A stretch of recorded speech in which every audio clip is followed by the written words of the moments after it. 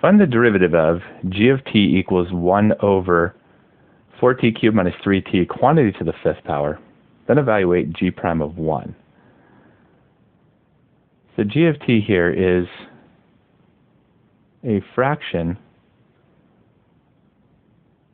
where the numerator is just a constant and the denominator is an entire expression raised to the positive 5 power. We can take that denominator and move it to the numerator and call it a negative power because the numerator is just a constant and not a function of t, and therefore a quotient rule is not needed. A quotient rule would only be needed if you have a function of t in the numerator and denominator both. But what we can do is move this to the numerator with the 1, which will be implied, as a negative exponent, it's a negative fifth power. And that means our derivative can be found using a power rule. But since what's being raised to the negative fifth power isn't just a t, but an entire expression, we have to use the chain rule as well. We multiply by the derivative of the inside.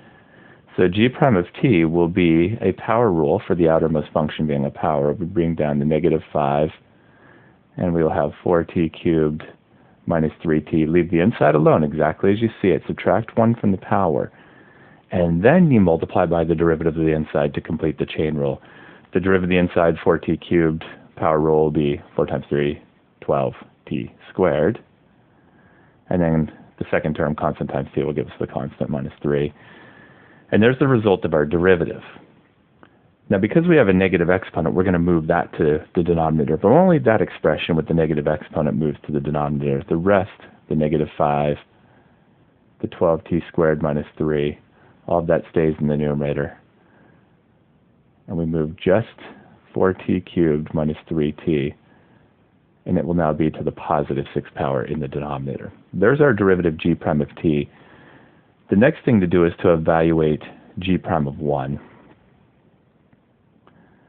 G prime of 1 will be plugging a 1 in for each of the t's, negative 5 times 12 times 1 squared minus 3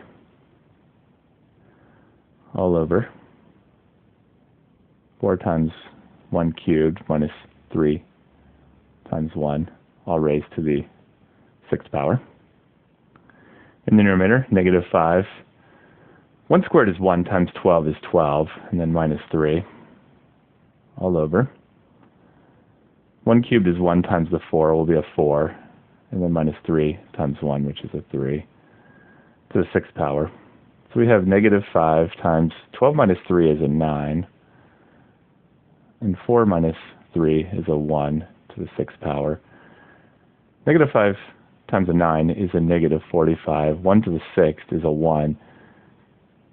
If you divide something by 1, it gives you that same something, and so we have negative 45.